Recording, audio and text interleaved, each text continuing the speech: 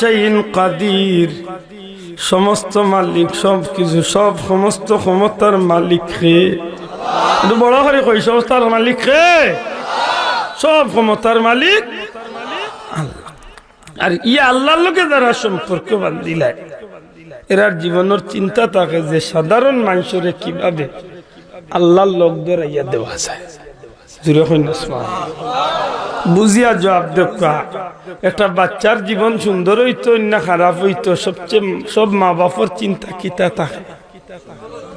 মাথা সব মা বাবার চিন্তা থাকে না যে আমার বাচ্চাগুর জীবন বাল্লা হোক, সুন্দর হোক। মাথা গলা নাই।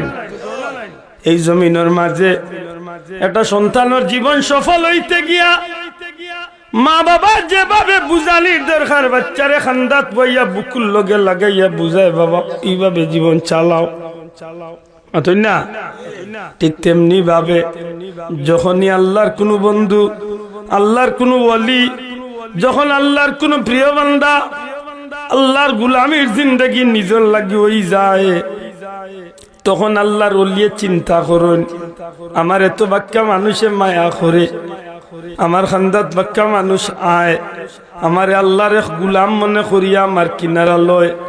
এই সময় আল্লাহর ওলিয়ে নিজের উপরে দায়িত্ব নিয়া একটা বাচ্চার জীবন সফল হইতে গিয়া নিজের মা বাপে যেভাবে মেহনত করে, আল্লাহর ওলি হলে ওইভাবে নিজের উপরে দায়িত্ব নিয়া তার মায়ার মানুষ হল লাগিয়ে এইভাবে মোহব্বত রাখিয়া বুঝানি শুরু করে।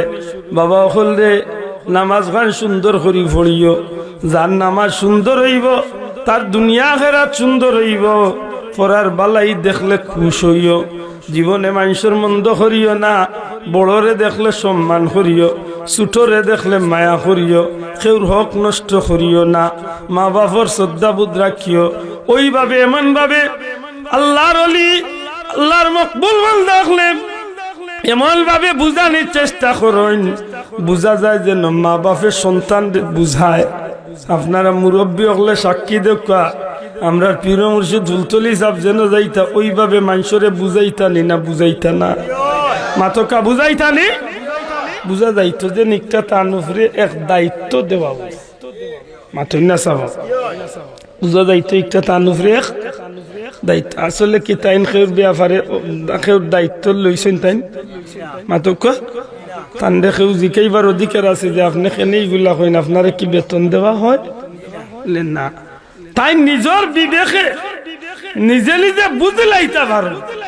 মানুষগুলো আমারে মায়া করে, আমার খান্দাতায় যেহেতু আমারে মানে, আমি ফু দিলে ফু গ্রহণ করে, আমি কুচ্ছু চাইলে আমারে খুব খুশি মনে দিতে চাই, তখন আল্লাহর উলিয়ে বুঝিলাই এই মানুষগুলারে আমার উচিত আমি নিজের দায়িত্ব নিয়ে এই মানুষগুলারে জান্নাতে এবার যত মেডিসিন দেওয়ার সবগুলা আল্লাহর উলিয়ে নিজে দেওয়াত লাগিয়েছেন। জুড়ে কই সুবহান।